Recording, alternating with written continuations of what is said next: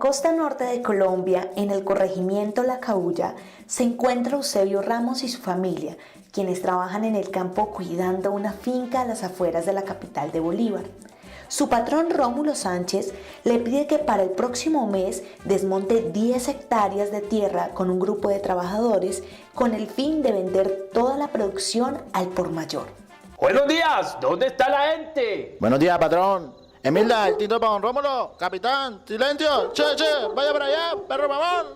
Don Rómulo, buenos días. No lo esperábamos por acá. ¿Cómo le ha ido? ¿Cómo está doña Irene y los niños? Aquí está su tinto. Bien, Emilda. Gracias. Ellos están muy bien. ¿Cómo están las cosas por acá? ¿Qué ha pasado? Cuando venía estaba viendo unas papayas que ya están maduras y no se han cortado. Pilas que se dañan. Acá no se puede perder nada. Sí, señor, cómo no, ya me pongo en esas. Bueno, nos vamos. Monta el caballo que necesito ver los potreros que están allá. Hay que hacer unos arreglos urgentes. Voy por lo de las papayas, patrón. Hombre, deja esa vaina quieta que necesito apurarle. Me tengo que ir a hacer otra vuelta. Vamos, apúrate. Rómulo Sánchez es ingeniero. Con los años estuvo ahorrando y a su vez fue comprando terrenos. Ahora es dueño de 300 hectáreas de tierra. A razón de querer aumentar sus ingresos, quiere empezar por vender maíz al por mayor en uno de los puntos de mayor venta de la capital. Por tal razón, necesita que en una parte de su terreno empiece a realizar el desmonte y siembra del producto. Eusebio, he estado pensando en vender maíz dentro de 4 meses. Quiero sembrar unas 10 hectáreas. ¿Qué le digo, patrón? La vaina se ve buena. Eso se está moviendo mucho. Claro que sí. Lo que necesito es que este terreno lo desmontemos, fumiguemos y empecemos a ver cuánta mano de obra y material necesitamos para esto. Me avisa y empezamos a cuadrar. Listo. A las 2 semanas, Rómulo llega nuevamente a la finca y Eusebio ya tiene una respuesta. Patrón, le hice las cuentas. Venga y nos sentamos acá y empezamos a ver. Habla para ver cómo es la cosa. Para las 10 hectáreas de tierra necesitamos 6 hombres para limpiar, 4 para sembrar y 1 para fumigar.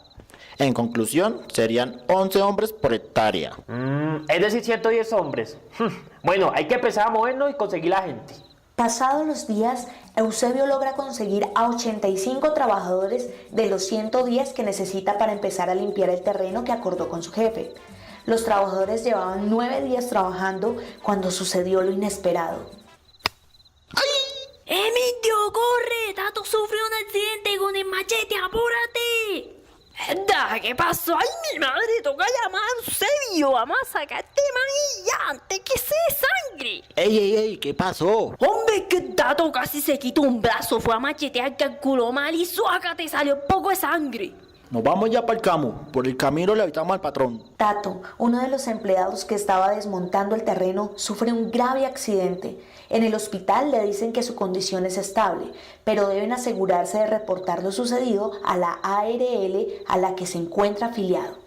Patrón, estuve revisando y Tato no se encuentra afiliado en la ARL. ¿Cómo va a hacer esa vaina? No me friegue. Con semejante problema ahora sí estoy mal. El papeleo, el pago, no me friegue. Uy, patrón, es un poco de plata.